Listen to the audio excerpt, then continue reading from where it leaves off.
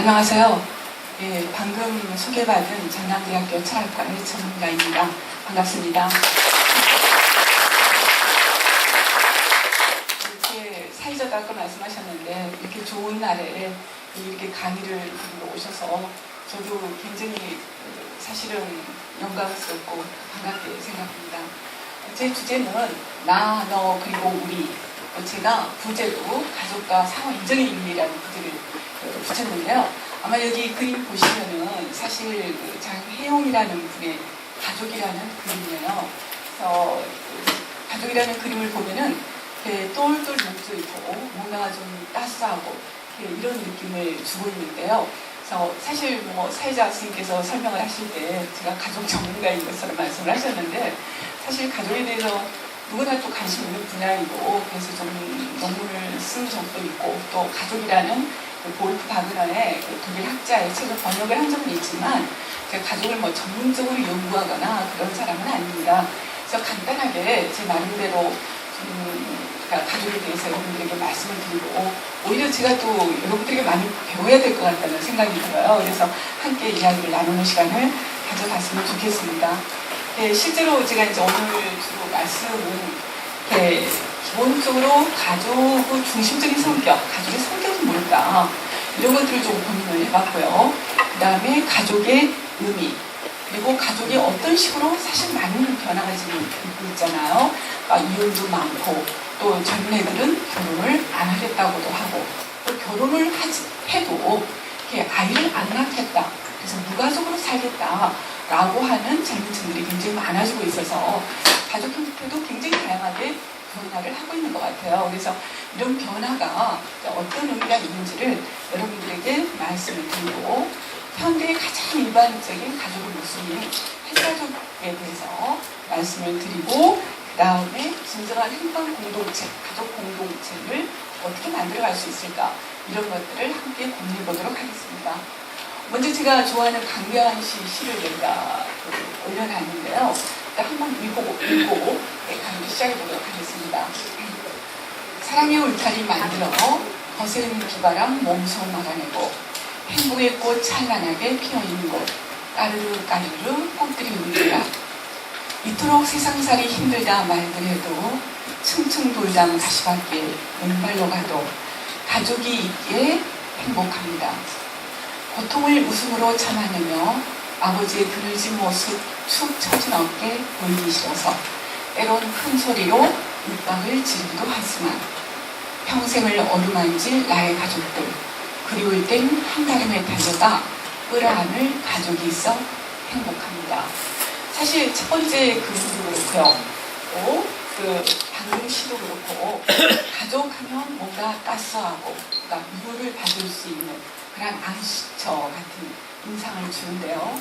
그래서 되게 우리가 가족하면은 늘 행복을 함께 떠올리기도 하는데요. 근데 현실을 보면 정말 가족이 꼭 행복하기만 하나 이런 거는 항상 우리가 의문이 들기도 하죠.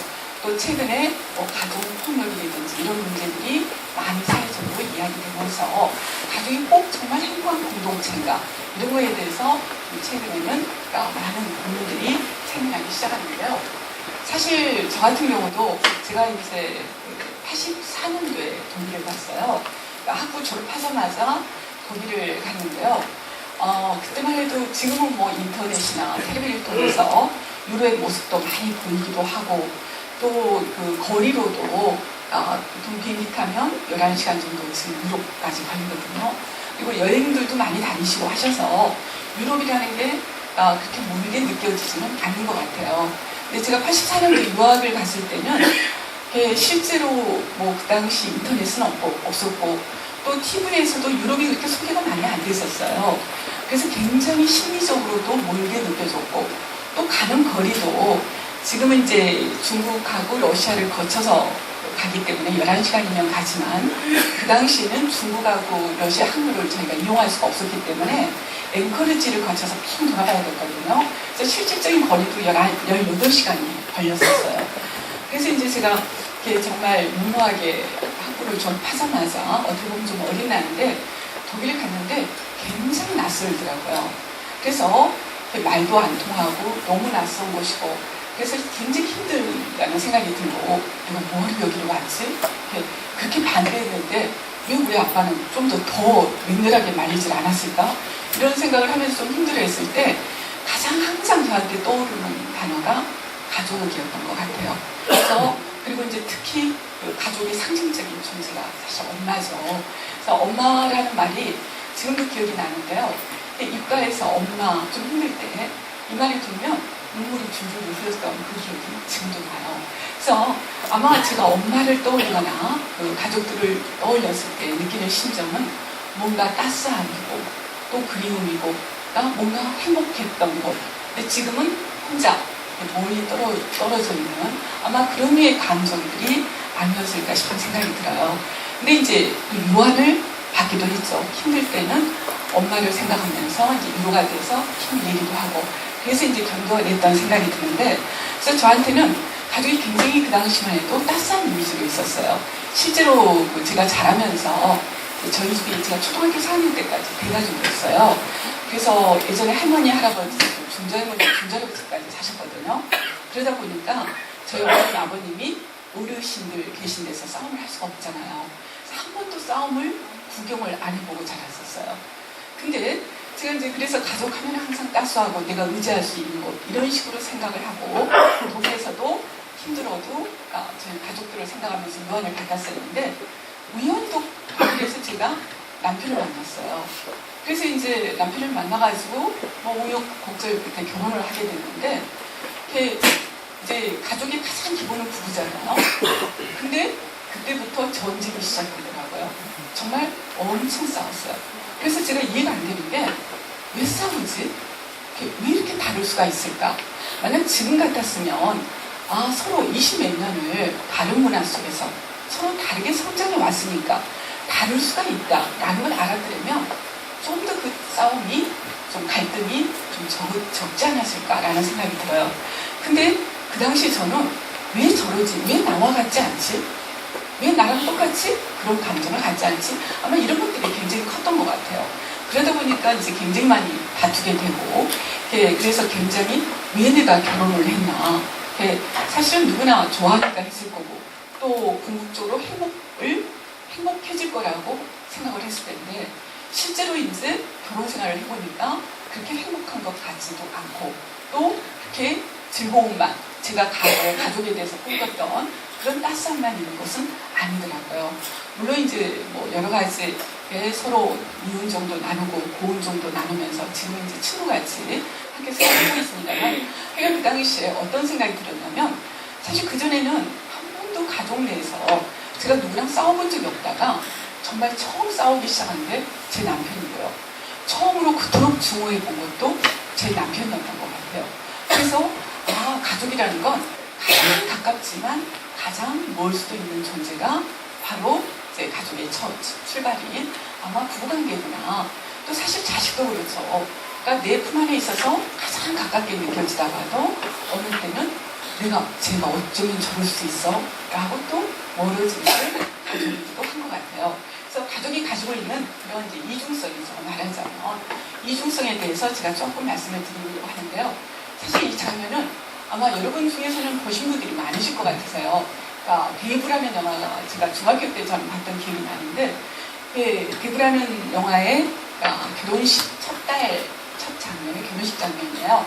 근데 이제 제가 아까 그 가족이라는 책을 독일 사회학자 바그너라는 분이 쓰신 책을 번역을 했다라고 했는데 거기에 나온 이야기예요. 그러니까 사실 배부도 여러분이 그 마피아에 관한 이야기지만 마피아도 또 자기들끼리 패밀리라고 그러잖아요. 가족이라고 부르기도 하잖아요. 근데 대부 내용을 보면 기본적으로 마피아 이야기지만 또 그 중에 굉장히 중요한 부분을 차지하는 게 가족 이야기가 차지하고 있어요. 그래서 한쪽에서는 폭력 조직의 모습과 다른 한쪽에 자기 가족의 어떤 굉장히 친밀한 여러 가지 관계들을 함께 이렇게 다루고 있거든요. 근데 이제 거기에 나오는 그 글이에요. 그러니까 거기에 나오는 대화인데 이제 바그너 책의 첫 장에 인용을 해서 제가 한번 읽어보려고 해요. 그러니까 주인공이 바로 배부의 주인공이죠. 금발의 여자친구에게 친구는 고를 수 있지만 형제는 고를 수 없다 라고 말하면서 식탁에서 단호하게 일어선다. 그는 옷장에서 곤충을 꺼낸 뒤 가죽 점퍼하는 벨트 속에 감춘다. 그리고 나서 위험에 처한 동생을 찾기 위해 밖으로 나간다. 자, 친구는 자율적으로 내가 선택한 관계죠. 그리고 내가 원하는 관계, 그리고 또 끊을 수도 있는 관계죠. 근데 가족은, 물론 요즘에 이제 가장 가족의 기본이 되는 부부는 뭐 항원 이혼율도 높고, 최근에 제가 기사를 봤더니 요즘 평균 이혼 연령이 남성은 몇 살이나 될 것 같아요. 평균 이혼하는 연령은 47세더라고요. 우리는 이혼하면, 물론 최근에 황혼 이혼이 많아졌다라고 이야기를 하기도 하고, 또 이혼하면 젊은 애들이 많이 하는 것이라고 많이 생각을 하는데, 지금 남성들의 평균 이혼 연령은 47세고 여성들은 43세. 그래서 상당히 나이가 드셔가지고도 이혼을 많이 하시구나 라는 걸 우리가 알 수가 있죠. 근데 요즘에는 이제 부부 사이는 훨씬 옛날보다, 예전에는 이혼도 불가능하기도 했고, 또 이혼하면 큰일 날 것처럼 생각하기도 했고, 그래서 이혼율이 굉장히 낮았는데, 요즘에는 이제 뭐 부부는 헤어지면 끝이다라는 생각을 하긴 하죠. 그렇지만 예전에는 부부도 한번 맺었으면 운명 공동체라는 생각이 강했고요. 또 부부뿐만 아니라 자식과 형제들은 정말 끊고 싶어도 끊을 수 없는, 아무리 미워도 어때요? 끊기가 쉽지 않은 그런 공동체라는 것이죠. 그래서 가족이 가지고 있는 가장 중요한 어떤 특성 중에 하나가 바로 운명 공동체라는 특성이지 않을까. 우리가 친구나 그 밖의 사람들은 미우면 헤어지고 보지 않는다잖아요. 근데 가족은 그렇게 끊으면 끊기가 쉽지 않은 관계인 것이죠. 그래서 그 안에서 바로 여러 가지 애증의 관계가 생겨나지 않는가라는 생각이 들어요. 실제로 가족은 이제 이런 두 가지 성격, 굉장히 따스함과 친밀함을 가질 수 있는 반면에, 또 다른 한편으로는 굉장히 증오할 수 있고, 또 어때요? 미워할 수 있는 이 두 가지 특성을 동시에 가지고 있는 것 같아요. 그래서 고대 소포클레스라는 비극 작가가, 지금으로부터 거의 2500년 전 고대 그리스의 작가인데요. 이 작가가 이미 2500년 전에도 가족이 가지고 있는 두 가지 특성, 말하자면 친밀함과 따스함, 유대감, 끈끈한 유대감, 한편으로는, 다른 한편으로는 가정 내에 있을 수 있는 어떤 폭력성, 이 두 가지를 이미 신화를 통해서, 그 소설을 통해서, 책을 통해서 이야기를 하고 있는데요. 그냥 간단하게만 소개를 해드리면요. 에디푸스는 사실은 소포클레스가 지은 희곡 이름이 에디푸스예요. 에디푸스는 혹시 여러분이 그런 이야기 들어보셨는지 모르겠지만, 심리학에서도 에디푸스 콤플렉스 해가지고 많이 거론이 되는 인물이기도 해요. 여기서 여기 이 인물이 지금 에디푸스라는 인물인데요. 원래 에디푸스는 사실은 굉장히 비극적인 인물이에요. 테베라는 그리스의 조그만 도시국가에 왕자로 태어났는데, 이제 원래 아버지가 라이오스라는 사람인데 왕이었죠. 근데 신들이, 그때는 이제 신들이 지배하던 시대예요. 그래서 늘 신에게 모든 국가의 중요한 일을 물어보던 시대였는데, 원래 라이오스에게 신탁에서 이제 신의 이야기죠. 아마 지금 우리가 보통 무당이라고 이야기를 하는데, 인간과 신 사이에 매개해주는 존재가 지금 우리만 하면 무당 같은 존재죠. 신녀라고도 하고 신의 이야기를 인간에게 들려주는 이런 것들이 그리스도에 일반화됐었는데요. 라이오스에게 너는 절대 아이를 가져서는 안 된다라고 이야기를 해요. 근데 라이오스가 신의 말을 무시하고 아이를 너무너무 갖고 싶어서 분에게 임신을 시켜요. 그래서 태어난 아이가 바로 에디푸스예요. 그래서 에디푸스는 태어나자마자 이제 왕자가 태어나서 얼마나 기뻤겠어요. 그래서 신탁에 가서, 예전에도 우리나라도 이렇게 신라 시대나 상부 시대 때 보면 전쟁을 하거나 국가의 중요한 일을 하면 꼭 군 내에 신녀가 있어가지고 신녀에게 전쟁을 해도 되는지, 앞으로 무슨 일이 일어날지 이런 걸 묻는 그런 관습이 있었더라고요. 그때는 여전히 이제 신의 힘이 우리 인간에게 아주 강력한 영향력을 미친다라고 생각을 했던 이제 신화의 시대죠, 말하자면. 그래서 여기 소포클레스가 살았던 시대도 바로 신화의 시대인데요. 그래서 이제 왕자가 태어나니까 라이오스가 신에게 물어보죠. 신탁에 가서 우리 왕자의 운명은 어떨 것 같냐라고 운명을 물어봐요.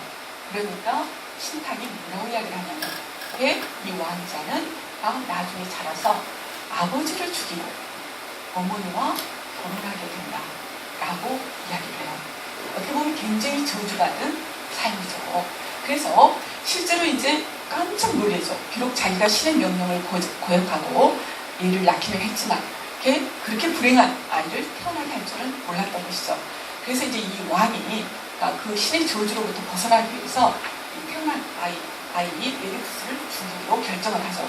그래서 신하에게 시켜가지고 발을 꽁꽁 묶어서 어디 숲속에다 버려버려라.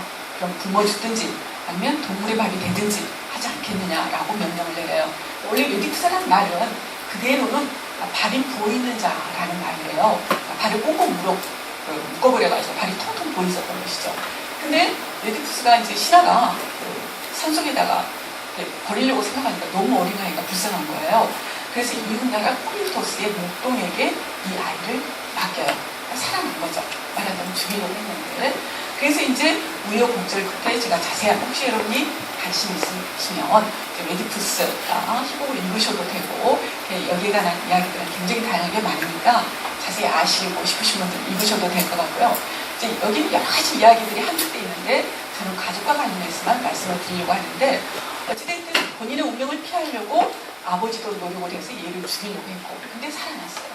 그리고 근데 우연히 이제 자기는 옆나라 코린토스라는 나라에서 자라게 된 거예요. 원래 자기는 테베 왕자였는데 그래서 코린토스에서 자랐는데 우연히 자기 운명이 아버지를 죽이고 어머니랑 결혼한다는 운명을 타고났다는 얘기를 듣게 돼요. 그래서 본인도 깜짝 놀라죠. 내가 이 운명을 피해야지. 그래서 자기는 코린토스의 왕이 자기 아버지인 줄 알고 코린토스의 왕비가 자기 어머니인 줄 알고 내가 아버지를 죽일 수는 없어 해가지고 말하자면 코린토스를 떠나게 되죠. 우연히 길을 가다가 옆나라 라이노스 원래 자기 아버지죠. 그러니까 서로 길을 먼저 가야 되냐 말아야 되냐 시비가 붙어가지고 아버지를 모르고 아버지를 죽이게 돼요. 그리고 이제 그 옆에 테베에 가서 하여간 자기 어머니인지 모르고 어머니랑 결혼을 하게 되는데요. 물론 이 이야기의 가장 중요한 건 인간이 아무리 벗어나려고 해도 운명을 벗어날 수는 없다 라고 하는 과거에 이제 신화적인 세계관이 지배했을 때 우리는 아무리 노력해도 인간은 애소하고 절대 신이 주신 삶으로부터 우리는 좀 더 벗어날 수 없어 라는 걸 사실 상징적으로 이야기해 주는 건데 여기서는 바로 아버지를 아들이 죽게 함으로써 가족 내에서 폭력성이 일어날 수 있다라는 걸 상징적으로 이미 그 시대에 보여주는 것이죠.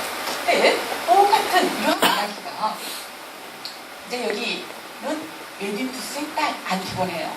그 정글에 이제 나중에 메디푸스는 자기가 아버지를 죽이고 어머니랑 결혼한 줄 알고 너무도 비극스러워서 자기 몸을 못으로 찔러버리고 이미 왕이 됐는데 거렁뱅이가 돼서 길거리를 헤매고 다니죠. 그래서 많은 사람들이 저주하죠. 어떻게 너는 그렇게 끔찍한 일을 있을 수 없는 일을 저지르는 거야? 하고 저주하죠. 근데 옆에 따라다니는 사람이 바로 메디푸스의 딸인 안티고네예요. 근데 안티고네는 또 희한하게 다른 비극을 맞이하게 돼요. 정말 이제 비극적인 이야기들인데요. 소포클레스가 주로 비극을 많이 썼거든요. 근데 이제 안티고네는 그러니까 아버지가 이제 그래가지고 눈이 멀어버려가지고 결국 비극적으로 죽음을 맞이하게 돼요. 그래서 이제 테베 왕자리가 비어있잖아요. 아버지가 왕이었는데 왕이 죽어버린 것이죠. 그래서 이 에디푸스에게는 안티고네라는 딸과 에스피네라는 딸이 두 딸이 있었고요. 그 다음에 이제 아들들이 둘 다 있었는데 아들 둘이 서로 왕이 되겠다고 싸움을 하게 돼요. 그래서 큰아들과 둘째 아들이 싸움을 하게 되는데 이제 둘째 아들이 폴리에이케스라는 사람인데 폴리에이케스가 큰아들에게 왕자리를 물려주지 않고 자기가 기어이 차지하겠다고 옆나라에 가서 군대를 끌고 와가지고 자기 나라인 테베를 치게 만들어요. 그러다가 결국은 두 형제가 죽게 돼버려요. 그래서 결국 왕은 메디푸스의 남동생인 크레온이라는 사람이 왕이 되는데요. 어찌됐든 폴리에이케스는 테베라는 나라를 이웃나라의 힘을 빌려서 말하자면 공격하는 인물 아니에요. 도저히 용서할 수 없는 인물인 것이죠. 그래서 크레온이 어떤 명령을 내리냐면 누구도 이 폴리에이케스를 묻어줘서는 안 된다. 그러니까 형은 에피디오클레스는 아주 성리 장사를 치러주는 대신 우리나라를 공격한 왕자를 차지하겠다고 테베를 공격한 폴리에케스를 용서할 수 없다. 그래서 동물의 밥이 되도록 그냥 그에다 버려두라라고 명령을 내려요. 사실 저도 오늘 강주에서 이제 이렇게 그러니까 차를 몰고 오다 보면 산에 보면 굉장히 많은 묘들이 아주 멋지게 장식된 묘들도 있고 또 뭐 아주 초라한 묘들이 산에 보면 굉장히 많이 있잖아요. 그래서 어느 나라든지 죽은 자에 대한 예의는 굉장히 중요했던 것 같아요. 죽은 자를 잘 장례를 치러줘야지 어때요? 제대로 죽은 후에 제대로 갈 곳을 간다. 천당에 가든지 갈 곳을 간다. 제대로 장사를 치러주지 않으면 뭐 구천에 떠돈다고 그러잖아요. 뭐 우리 귀신들이 다 그런 인물들 아니에요. 그러니까 이 생원세에 너무도 한이 많아서 딴 데로 가지 못하고 죽었는데도 우리 주변을 맹금 도는 게 귀신이라고 보통 이야기를 하잖아요. 근데 이제 폴리케스도 장사를 못 치는데 왕이 명령을 내려요. 근데 안티고네는 바로 오빠잖아요. 오빠. 그래서 왕의 명령은 그때는 무조건 따라야 되는 걸로 생각을 했거든요. 근데 가만히 집에 있는데 너무도 고통스러운 거예요. 누가 뭐라고 했는지는 모르는데 왕은 분명히 절대 묻어주지 말라라고 명령을 했고 만약에 묻어주면 삶에 처한다라고 이야기를 했는데도 불구하고 만약 자기가 오빠를 본인 장례를 치러줬다가는 본인이 죽임을 당하게 되는 것이죠. 근데 자꾸 오빠를 장례를 치러줘야 된다. 그래서 죽은 이후에 좋은 세상에 가게 해줘야 된다. 라는 생각이 어디서 누가 나에게 명령하는지 모르지만 자기 가슴 속에서 그게 오빠와 동생의 관계는 하늘이 맺어준 관계죠. 그러니까 인간이 억지로 맺은 관계가 아니잖아요. 그래서 신의 법이라고 보통 이야기를 해요. 신이 주신 법이다. 그러니까 누가 강제로 묻어줘라 하지 않았는데도 내 마음속 어디선가 꼭 묻어줘야 돼 라는 소리가 들리는 거예요. 그래서 자기 여동생 한 명 더 있었는데 안티고네 여동생 이스멘이라는 여동생이 있었는데 여동생에게 상의를 해요. 야, 오빠가 저렇게 비참하게 동물의 밥이 되게 생겼는데 저렇게 놔두면 안 되잖아. 우리 몰래 가서 혹시 묻어줄 생각이 없니? 하고 이제 여동생이 묻니다. 근데 여동생은 깜짝 놀래요. 왜냐면 그 당시에는 왕의 명령을 거역한다는 건 있을 수가 없는 일이었거든요. 그래서 언니 어떻게 그렇게 끔찍한 이야기를 해? 그건 절대 있을 수 없는 일이야. 절대 묻어줘서는 안 돼. 해명 그런 이야기를 꺼내주지 마 라고 여동생은 거절을 해요. 그래서 안티고네가 고민하다가 결국 어때요? 오빠에게 끌려서 오빠를 묻어주기로 결정을 해요. 그래서 밤에 몰래 이제 가다가 몰래 가서 오빠를 이제 묻어주려고 하고 있는데 바로 이제 들키죠. 그래가지고 결국 감옥에 갇혔다가 어차피 삶이 지어질 거니까 본인이 자살을 해버려요. 그래서 이제 비극적인 바로 소포클레스의 비극인데요. 바로 이런 거. 그러니까 목숨을 무릅쓰고도 바로 자기 오빠를 편안하게 모시고자 하는 것이 또 상징적으로 그런 가족이 아니었으면 자기 목숨을 무릅쓰면서까지 이렇게 묻어주려고 절대 하지 않았겠죠. 그래서 바로 고대의 이런 비극에서도 가족이 가지고 있는 어떤 친밀성과 폭력성이 고대의 비극에도 동일하게 나타난다. 바로 현대의 가족에서도 이 두 가지 특징이 바로 있는 것이죠. 그래서 제가 이제 고대를 통해서 처음에 운명 공동체라는 말씀을 드렸는데 바로 두 비극을 통해서 고대에서부터도 가족은 이런 두 가지 성격을 함께 가지고 있다라는 것을 조금 말씀을 드리고 싶어서 이야기를 드렸고요. 실제로 우리가 지금 가족 의미가 굉장히 많이 변했어요. 사실은 가족의 의미도요 변했을 뿐만 아니라 어디까지가 가족일까? 제가 예전에 여성학회에 들어갔는데 어떤 분이 그런 주장까지 하더라고요. 그분은 반려견하고 둘이 살아요. 그래서 반려견과 자기랑 사는 걸 하나의 가족으로 인정을 해줘야 된다라고 강력하게 주장을 하더라고요. 왜냐면 혼자 살면 세금을 많이 내잖아요. 근데 반려견도 가족 구성원으로 인정을 해갖고 세금을 줄여줘야 된다 이런 이야기까지 주장을 하더라고요. 그래서 어디까지가 근데 요즘에 반려견은 그야말로 반려한다 해가지고 가족처럼 생각하는 사람들이 많잖아요. 그래서 도대체 어디까지 우리가 가족으로 인정을 해야 되고 또 어디까지 가족이 아닌지 이게 이제 굉장히 불명명한 것 같아요. 특히 요즘에는 이제 가족이 아까도 말씀드렸던 것처럼 굉장히 다양화되고 있잖아요. 어떤 방식으로 다양화되고 있는지는 제가 좀 이따 좀 더 자세히 말씀을 드릴 텐데요. 이제 저희가 민법을 보면 그 가족은 그렇게 규정이 되어 있어요. 배우자, 직계혈족 및 형제자매, 생계를 같이 하는 직계혈족의 배우자, 배우자의 직계혈족 및 배우자의 형제자매는 가족으로 한다. 또 가정, 건강가정기본법에는 혼인, 활용, 입양으로 이루어진 사회의 가장 기본적인 공동체라고 이야기를 하기도 하죠. 근데 사실은 예전에는 그러니까 이 혈연이라는 게 굉장히 중요했죠. 근데 벌써 입양만 해도 그러니까 가족은 오로지 혈연에 의해서만 묶어져야지 가족이라고 생각하는 게 아주 일반적이었거든요. 근데 벌써 입양을 한 것도 입양을 해도 거기도 하나가 가족 구성원으로 인정된다라는 건 이제 혈연이라는 의미가 좀 더 확대된 걸로 확장됐다라고 볼 수도 있겠죠. 특히 뭐 요즘에는 패치워크 가족이라고 이야기를 혹시 들어보신 적이 있는지 모르겠네요. 그러니까 패치워크 가족이라는 말이 유행인데요. 그 패치워크라는 말은 원래 헌천 조각이에요. 그러니까 쓸모없는 헌천 조각인데, 그러니까 뭐 옷을 만들거나 이불을 만들고 남겨진 아주 자질구레한 헌 조각이를 엮어가지고 이불을 만들거나 옷을 만들 수가 있잖아요. 그러니까 여러 천들을 짜집기 해가지고 만든 것을 패치워크라고 그러는데, 그래서 패치워크 가족은 어떤 걸 의미하냐면 이제 부부가 이혼을 했어요. 그래가지고 엄마가 애 2명을 만약에 혼자 키우고 있어요. 근데 엄마가 재혼을 했어요. 그러면 엄마가 자기가 원래 난 애 2명하고 재혼한 사람도 이미 이혼을 해가지고 요즘 재혼 가족들 많잖아요. 재혼 가족도 재혼 남편도 이미 이혼을 해갖고 또 애를 2명 데리고 있어요. 그러면은 가족 구성원이 6명이 되는 거잖아요. 엄마랑 아빠랑 엄마가 데리고 온 애 2명, 아빠가 데리고 온 애 2명. 근데 엄마가 데리고 온 애 2명하고 아빠가 데리고 온 애 2명은 전혀 혈연적인 관계가 아니잖아요. 말하자면.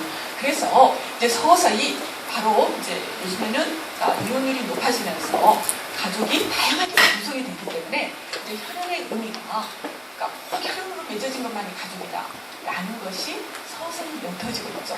입양한 애도 가족이라고 할 수가 있고 또 그렇게 패치워크 다시 재혼해가지고 구성된 가족도 말하자면 가족이라고 이야기할 수가 있기 때문에 이제 예전에 우리가 가족하면 굉장히 중시적이었던 어떤 혈연 공동체라는 의미가 이제 좀 더 옅어지고 있다라고 볼 수가 있겠죠. 그래서 패치워크는 그러니까 아주 쓸모없는 천조각들이 서로 이렇게 연결이 돼가지고 훨씬 아름다운 옷이라든지 이불을 만들어낸다라는 의미로 쓰고 있거든요. 그래서 이렇게 이혼을 했지만 아픔의 상처를 가지고 있지만 다시 재혼을 해가지고 훨씬 멋진 가정을 만들어내면 물론 이제 그게 쉬운 일은 아니겠죠.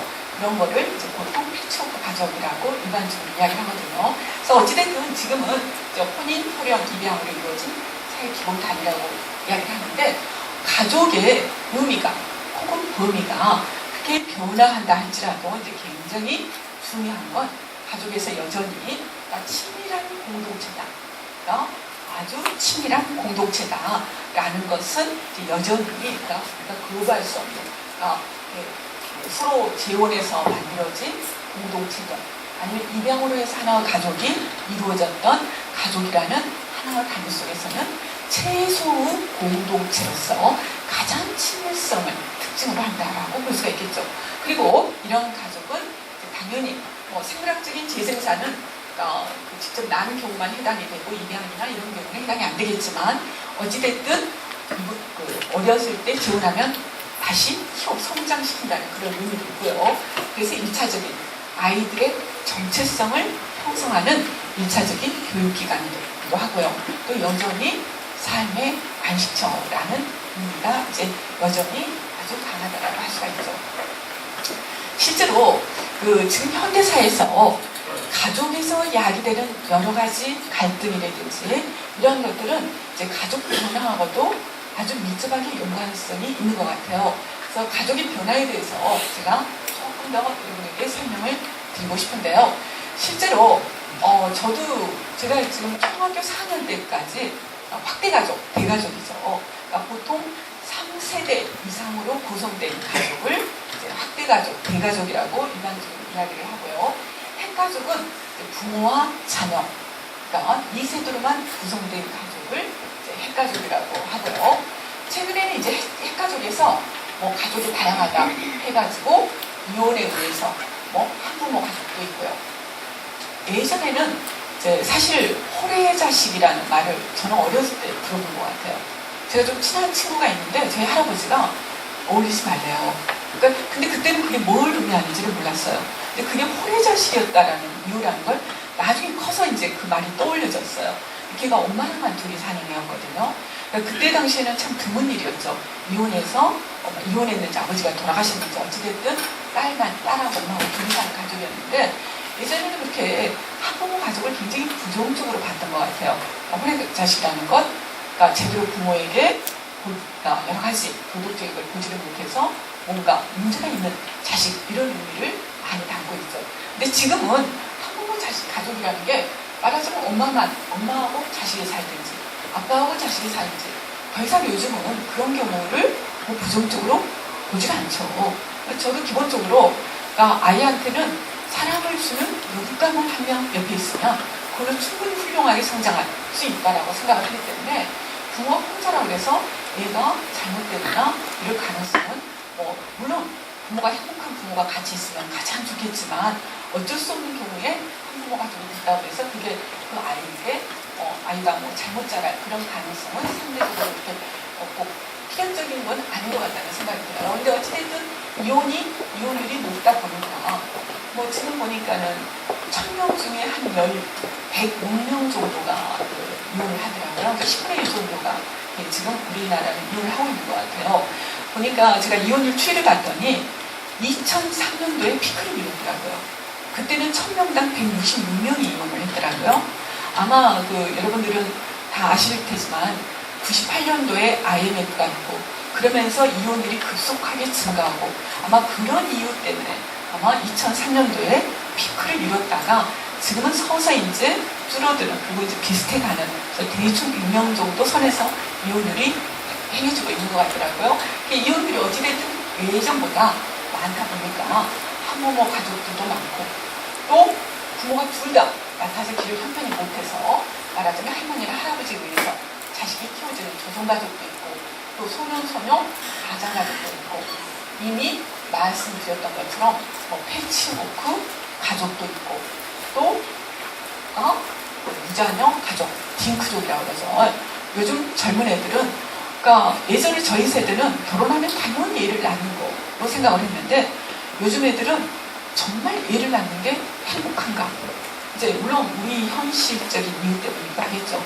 여자들이 사회활동을 많이 하는데 애를 맡길 공간이 없든지 이런 문제도 있고 또 한국에서는 굉장히 한 자녀를 교육시키는데 드는 비용도 만만치가 않고 집값도 비싸고 그래서 젊은이들이 결혼도 안 하는데 결혼해도 가족 없이 사는 게 오히려 더 행복하다 해가지고 이렇게 말하자면 무자녀 가족들도 있죠. 그래서 어찌됐든 이렇게 가족이 이제 확대 가족에서 핵가족, 가족이 다양하로 쭉 이루어지고 있는데요. 우선 제가 확대 가족하고 핵가족을 좀 비교를 해보려고 그래요. 왜냐면 지금도 많은 분들이 가장 이상적인 가족 하면은 예전에는 그래도 제가 어렸을 때는 확대 가족이었던 것 같아요. 저도 중조 할머니는 초등학교 1학년 때, 중조 할아버지는 저 초등학교 5학년 때 돌아가셨거든요. 그 할머니 할아버지가 아버지가 큰아들이어가지고 저 대학교 1학년 때까지 계속 같이 사셨기 때문에 제가 이렇게 계산을 해봤더니 저희가 이제 제 초등학교 4학년 때 전부 뿔뿔이 흩어졌어요. 작은아버지도 분가해서 나가시고 어떤 이유로 그랬는지 모르겠는데 근데 제가 초등학교 4학년 전에 저희 식구들을 한번 손으로 꼽아봤더니 한 20명 가까이 되더라고요. 그러니까 작은아버지 자녀들, 우리 자녀들, 또 부모님들 다 계셨고 또 밑에 작은아버지 막 결혼해갖고 얘 2명 데리고 있었고 그래서 했더니 한 20명가량 되더라고요. 그래서 이제 20명이 같이 살다가 제가 초등학교 4학년 때 전부 이제 뿔뿔이 할아버지는 시골로 가까운 시골로 들어가시고 다 나눠져서 살게 됐었는데요.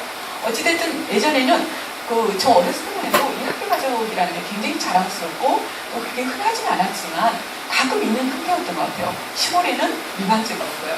근데 이제 어느 순간 70년대 이후부터 급격히 우리 가족 형태가 이제 두 세대, 엄마와 자식으로, 부모와 자식으로만 이루어진 두 세대로 이제 이루어져서, 근데 유럽 같은 경우는 17세기부터 산업화가 진전이 되면서 바로 이제 핵가족이 들어서기 시작하는데요. 우리도 70년대라는 건 바로 산업화가 진행되면서, 사실 우리나라가 60년대만 해도 농업에 종사하는 인구가 80%가 넘었다고 그러거든요. 그래서 보면 저희과 스님들도 보시면 전부 시골 출신이세요. 그리고 전부 시골에서 중학교 때 강주로 오든지 고등학교 때 강주로 오든지 아니면 대학교 때 강주로 오시든지 이런 분들이세요. 그래서 오히려 강주 출신은 유일하게 저 혼자더라고요. 근데 저는 또 강주인데도 대가족 속에서 살았어요. 그래서 실제로 이제 우리나라도 70년대 산업화가 이루어지면서 핵가족 형태가 점점 일반적인 형태로 이루어지고 있는데, 유럽 같은 경우도, 유럽은 이제 17세기부터 이런 산업화가 이루어지거든요.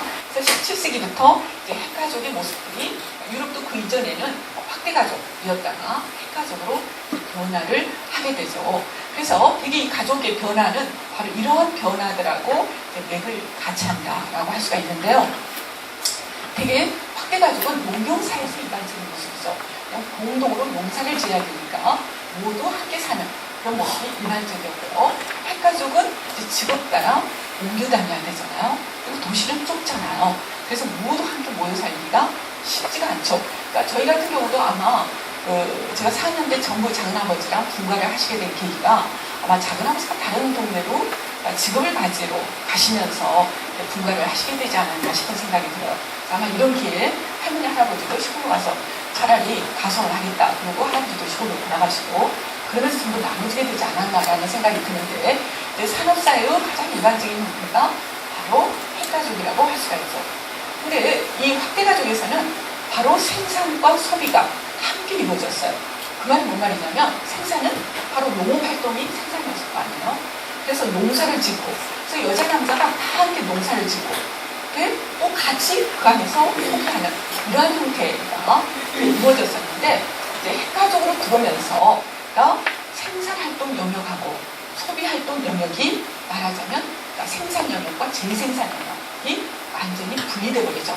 그러니까 이러한 것들이 지금 여러 가지, 아까 남성분들의 지금 평균 이혼 연령이 46세라고 그랬는데, 아마 우리나라의 그 이혼율이 많아진 것도 사실은 이 핵가족에서 나타나는 여러 가지 특징들하고 밀접하게 관련이 있는 것 같아서 제가 이제 이야기를 조금 더 구체적으로 말씀을 드리는데요.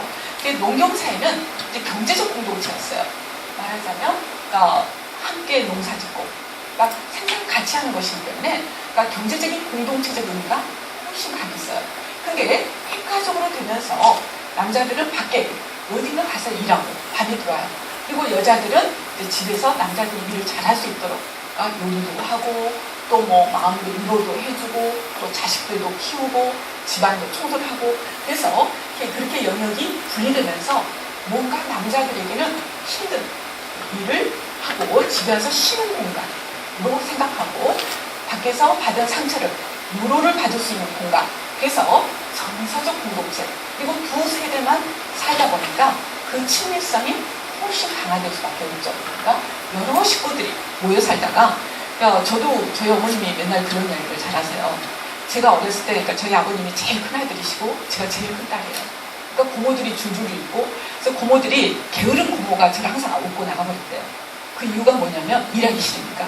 집안일이 엄청 많을 거 아니에요. 그때는 세탁기도 없었을 거고 밥도 요리도 일이 제가 봐도 지금 상상을 해보면 엄청 냉장고도 없었을 때고 그러니까. 그래서 저희 엄마가 맨날 저희 막내 고모를 흉보면서 그래요. 저 고모는 게을러갖고 일하기 싫으니까 맨날 너만 들쳐오고 나가버려. 얘 어린데도 누구도 건드리지 않잖아요. 그래서 저희 엄마는 저를 업어본 적이 없대요. 일하시느라고, 큰 며느리니까 일만 하시느라고. 그 이야기를 굉장히 자주 하세요. 그래서 아마 엄마가 저를 들춰본 적이 없고, 아버지도 할머니, 할아버지, 그러니까 주로 이제 저 중자해보니까 저희 어머님이 그게 굉장히 좀 속상했다고 그러는데 맨날 입안에 있는 사탕을 저희 입에 잘 넣어주셨대요. 근데 이제 저희 어머님만 해도 더 현대 분이실 거 아니에요. 근데 저희 중자할머니께서 나이 드신 분이 입에다 사탕을 오므르고 넣다가 그때는 왕사탕이 굉장히 크잖아요. 그러니까 그거를 저를 주면 위험하다고 생각을 한 거예요. 그래서 다 반 정도 쫄쫄 빠시고 이제 이 알맹이가 적어지면 제 입에 넣어주신 거예요. 근데 이제 저희 엄마가 우연히 그 모습을 보면 이제 굉장히 싫으신 거예요. 그래서 오히려 저는 어린 시절에는 저는 기억을 못하지만 중잘머니, 중잘아버지하고 아니면 고모들하고 친했지 엄마랑 많은 시간을, 엄마 아빠랑 시간을 보내지는 않았던 것 같아요. 그래서 그러니까 물론 이제 가족 유대는 크죠. 할머니에 대한 것도 크고 그렇지만 어떤 끈끈한 엄마 아빠하고 아이들하고만 살 때의 그러한 친밀감은 훨씬 덜하다고 할 수가 있죠. 요즘에는 이제 2세대로 구성이 되어 있다 보니까 지나치게 부모가 자식에게 매달리고 그러니까 정말 온 정성을 다 바치죠. 그러니까 부모님한테 그 중에 10분의 1만 해도 아마 흉부 소리 들을 거라고 그러는데 온 정성을 다 바치고 그러니까 그래서 훨씬 더 그 정서적인 친밀감이 더 강하게 오는 것 같아요. 그래서 옛날 대가족은 혈연 중심이었다면 지금은 관계 중심, 친밀감이나 유대감이 훨씬 더 핵가족 시대에는 강했다라고 볼 수가 있을 것 같은데요. 제가 이제 이런 변화 속에서 지금도 여전히 우리에게 굉장히 많은 비중을 차지하고 있는 핵가족에 대해서 조금 살펴보려고 해요. 이 핵가족이 사실은 어떤 모습이었나? 그러니까 그렇게 부모와 자식 간의 관계로만 이루어져서 굉장히 부부가 사랑하고 원래 근대에 처음 핵가족이 들어섰을 때는 사랑에 기초한 친밀한 공동체. 그러니까 부부는 사랑에 의해서 맺어진 계약관계를 이해했어요. 그리고 부부는 평등하다. 유럽에서는 17세기에 말하자면 핵가족이 만들어지면서 부부는 평등하다라는 게 일반적인 생각이었던가 봐요. 그래서 사랑에 의해서 맺어진 계약관계다라고 했는데 실제로는 그건 이제 이데올로기였고요. 실제로는 어떤 모습이었냐면 현실적으로는 이미 말씀드린 것처럼 생산활동과 소비활동이 완전히 분리돼요. 지금도 그렇잖아요. 되게 요즘에는 젊은 애들 같은 경우는 여자들도 활동하는 경우가 굉장히 많았지만 저희 세대만 해도 여자들이 활동하는 경우가 참 드물었어요. 제 친구들도 대학 졸업하고 학교 선생님 하다가 남편 만나면 다 그만둬버리더라고요. 왜냐면 남편 직업 따라가야 되니까. 그러니까 강주에서 남편 직업이 서울이다. 그럼 서울로 가야 되니까 쌤을 더 있어. 할 수 없는 거죠. 그래서 포기하죠. 근데 요즘 젊은 애들은 절대 그러지 않죠. 주말부부를 하더라도 자기 직업을 가져야 된다라고 생각하는 게 일반적인데 예전에는 되게 여자들이 가정이 우선적이어야 된다라는 게 굉장히 강했어요. 저도 제가 유학 갈 때 저희 아버지가 이제 엄청 반대하셨는데요. 그 반대 이유 중에 굉장히 중요한 것 중에 하나가 너 독일 가면 결혼 못해라는 거였어요. 그러니까 결혼을 해야지 행복한데 결혼이 여자에게는 가장 중요한데 독일 가면 어떻게 네가 결혼을 할 수가 있겠냐 하고 이제 반대를 했어요. 근데 하여간 어찌됐든 거기서 만나긴 했는데요. 이게 생산활동과 소비활동이 완전히 분리돼서 바로 이미 말씀드린 것처럼 남자들은 생산활동에 종사를 하게 돼요. 그리고 여자들은 재생산인 게 남자들이 생산활동을 하기 위해서 여러 가지 뒷바라지를 하는 거죠. 말하자면 음식도 장만해주고 건강한 몸으로 밖에 나와서 돈 많이 벌어오라고 음식도 장만해주고 또 어디 편안하게 잘 수 있도록 청소도 깨끗하게 해놓고 또 집안일 신경 안 쓰게 하기 위해서 얘들을 혼자 다 돌보는 것이죠. 그래서 재생산을 위한 가족의 소자, 그래서 남성의 영역과 여성의 영역이 완전히 분리돼 버려요. 말하자면. 그래서 원래는 핵가족에서는 남녀가 평등하다. 사실 유럽의 17세기 이후를 보면 프랑스에 있으면서 자유평등 가계 이게 프랑스 문의 구호거든요. 그 이후에 이러한 확대가족이 일반화되기 시작하는데 바로 여기서 자유평등은 남자들만 자유롭고 평등하다는 게 아니라 여자도 자유롭고 평등하다라는 의미가 함축되어 있고 실제로 아주 유명한 프랑스의 사진을 보면 어떤 여자가 깃발을 들고 혁명 앞에서 혁명 앞에 앞장서가지고 달리고 있는 모습이 아주 유명한 프랑스의 사진이 있어요. 그래서 사실 근데 17세기 이후에는 남녀가 평등하다라는 게 아주 어떤 지식인 층에는 아주 일반화된 사고였어요. 근데 현실 속에서는 여전히 그 당시에도 여자들이 교육을 받을 수가 없고 또 직업을 가질 수가 없었어요. 그러니까 1900년도 한참 후에 지나서야 여자가 유럽에서도 비로소 직업도 갖고 교육을 받을 수가 있게 됐거든요. 그러다 보니까 여자는 집안만 있고 남자들은 사회를 위한 일. 그래서 이렇게 여자의 역할이 굉장히 예전에 오히려 학대 가족에서는 같이 농사짓고 같이 그거를 나눠먹고 이런 게 일반적이었는데 오히려 핵가족으로 들어오면서 완전히 여자들은 가사한 노동에 제한이 돼버려요. 그리고 그래서 경제적으로 남성에게 완전히 종속돼버려요. 근데 경제적으로 종속된다는 건 또 인격적인 종속을 의미하기도 하죠. 그래서 남녀의 불평등이 오히려 우리가 가장 이상적으로 생각하는, 그러니까 옛날에 가족 모습 보면, 그러니까 텔레비에서도 나오는데 남자는 이제 열심히 돈 벌어서 정말 지친 몸으로 들어오면 여자가 맛있는 요리를 하고 싶고 장만을 하고 애들 뛰는 모습 보고 또 집안도 깔끔하게 깨끗하게 치워진 상태, 그리고 남편을 이해해주는, 이게 아주 이상적인 가족의 모습이었는데 실질적으로는 내면적으로는 완전히 여자가 경제적으로 남자에게 종속하면서 인격적인 종속까지. 그래서 우연히도 내 남편이 너그럽고 또 좀 착한 남자면 여자는 행복할 수가 있지만 우연히도 내 남편이 너그럽지가 않고 못됐으면 여자의 불행해질 수밖에 없는 거죠. 그러니까 여자의 행복이 완전히 남자에게 어때요? 그러니까 도전하게 되는 그런 상황이 되는 거죠. 물론 남성들도 굉장히 힘들겠죠. 왜냐하면 가정을 항상 경제적으로 책임져야 된다는 것 때문에 아마 짐이 엄청 무거웠을 거죠. 그러니까 바로 남녀의 이런 비대칭적인 관계는 여성만 불행하게 하는 게 아니라 남성도 불행하게 하는 그런 요소들이 분명히 있었다는 것이죠. 그래서 되게 사실은 옛날에는 요즘이야 이제 세탁기도 있고 또 청소기도 뭐 로봇 청소기까지 나오기도 하고 냉장고도 있어서 음식을 미리 장만해서 쟁여놓을 수도 있고 그래서 여성의 일이 많이 줄어들었죠. 그렇지만 옛날에는 일이 진짜 많잖아요. 저도 저희 어머님을 생각하면 아침부터 빨래하고 아마 먹고 사는 게 요즘은 삼시세끼가 유행인데 저는 굉장히 재밌게 보거든요. 정말 먹고 살기 위해서 하루 종일 여자들이 집안에서 일만 했던 것 같아요. 근데 남성들은 뭐라고 그러냐면 부인 뭐하냐라고 이야기하면 우리 부인 오나라고 이야기해요.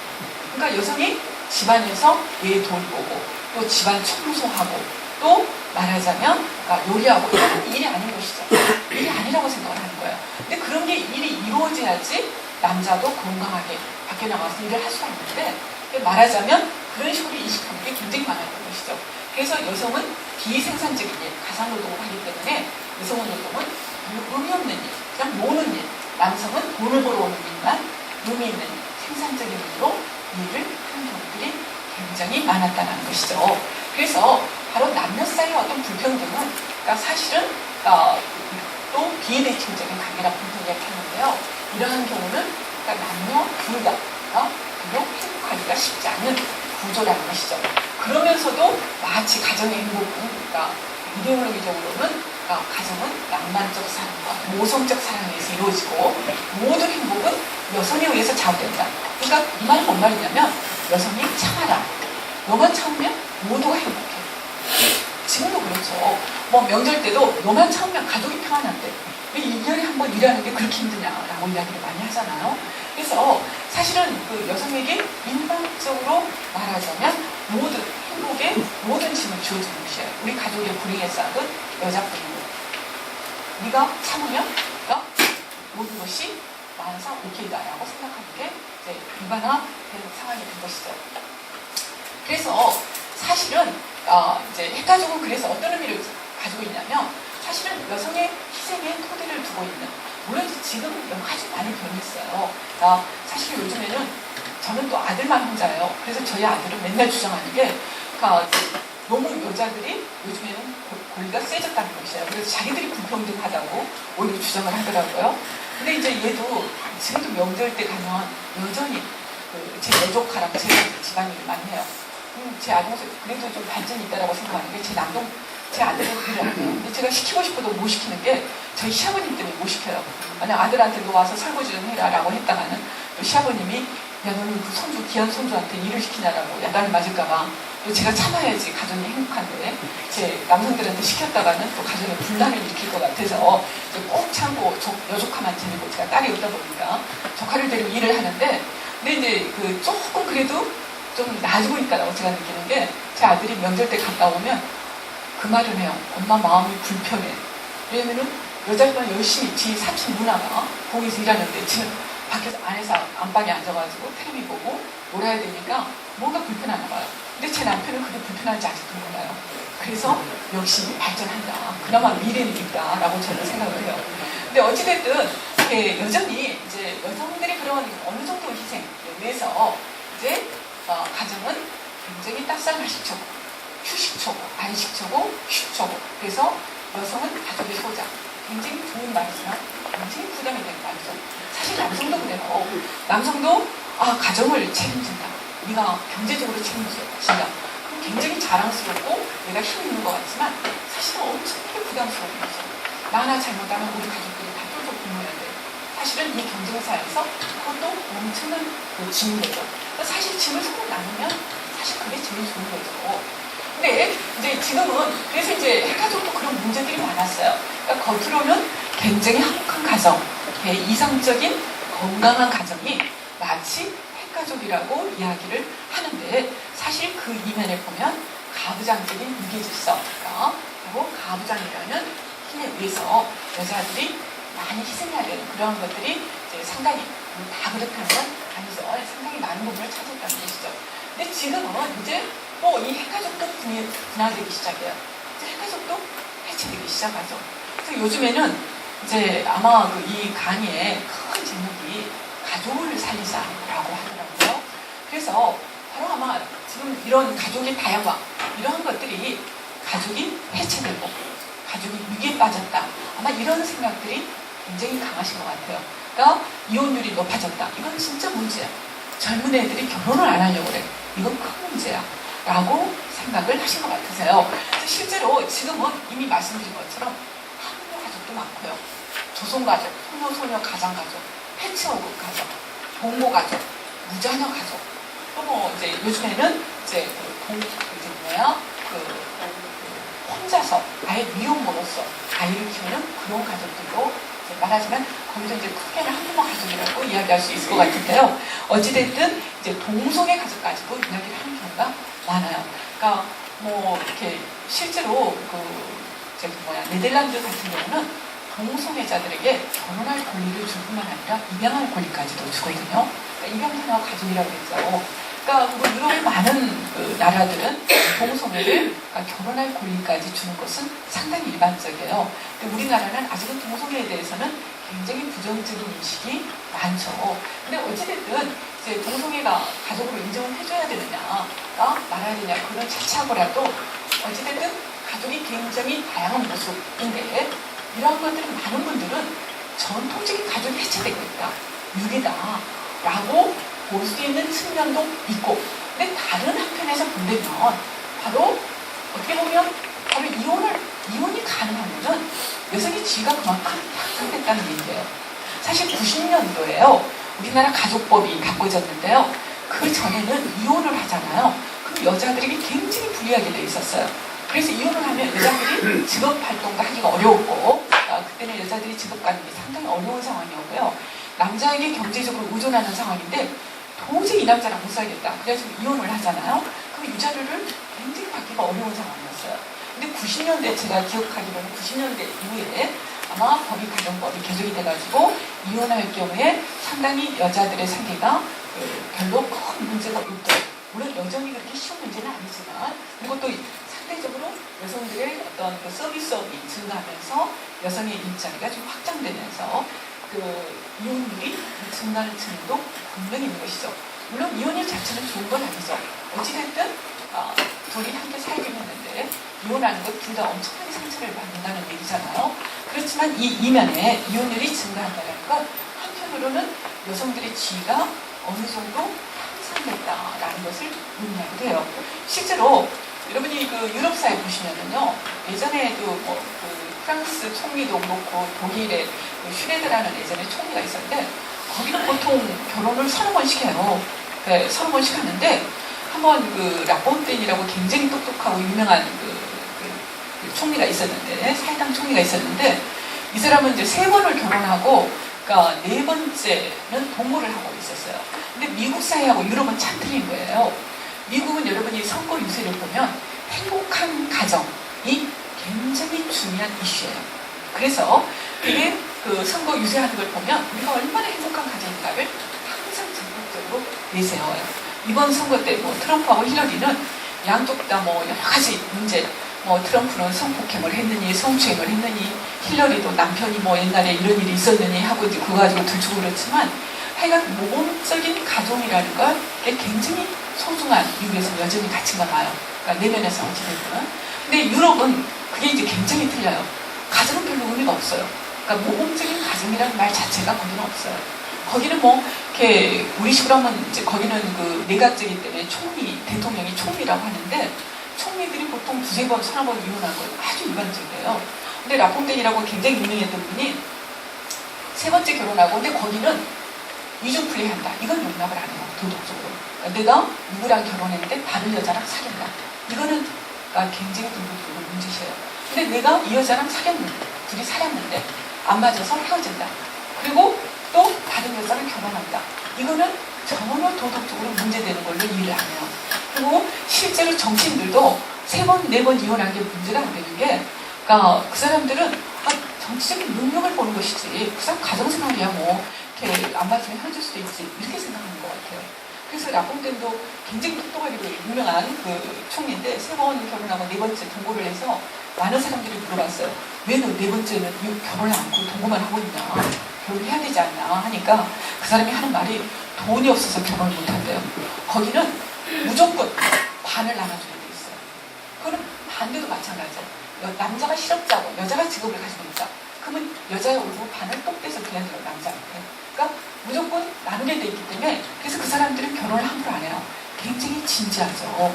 왜냐면은 만에 하나 이 사람이랑 안 맞아가지고 이혼을 했다가는 평생 내 수입의 반을 줘야 되는 것이죠.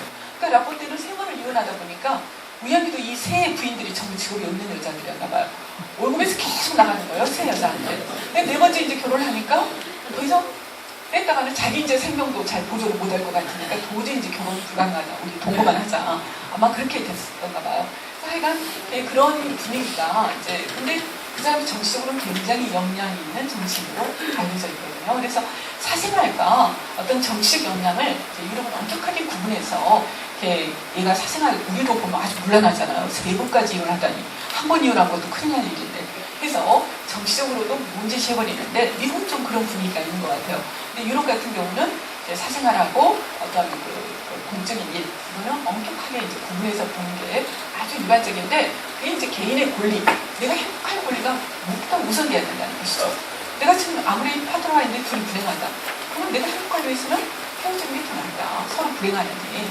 이제 그래서 행복할 권리가 이제 굉장히 우선시돼서 아마 그런 게 아닐까. 그래서 사실은 이혼이라는 게 좋은 현상은 아니지만 그러니까 여성의 권리 향상과 좀 밀접하게 달려있는 측면도 조금 있는 것이죠. 그리고 또 하나는 친밀함을 추구하는 방식이 굉장히 다양화됩니다. 예전에는 전부 우리가 똑같았잖아요. 무조건 결혼하면 평생 좋아하든 싫든 평생 가야 되고 자식들도 미워하든 싫든 평생 가야 된다 했는데 지금은 내가 행복할 권리가 무엇보다 우선되는 거죠. 아까 무자녀 가족 같은 경우도 내가 행복할 권리가 얘가 없는 게 우리 훨씬 행복할 것 같은데 라면 나는 얘를 안 가져도 되는 것이죠. 말하자면. 그래서 이 친밀함을 자기 행복을 추구하는 방식이 좀 다양한 형식으로 변화된 게 아닌가 이런 식으로 이해를 해도 꽤 큰 의미가 있지 않을까 이제 이렇게 이런 이야기를 해볼 수가 있을 것 같고요. 사실 그래서 제가 이혼을 권장한다라는 얘기가 아니라 어차피 개인의 권리를 위해서 이혼이 불가피한 상황이라면 둘이 증오하는 것보다는 더 낫지 않나. 실제로 제가 독일에서도 이제 그때는 제가 문화적인 충격이 굉장히 컸어요.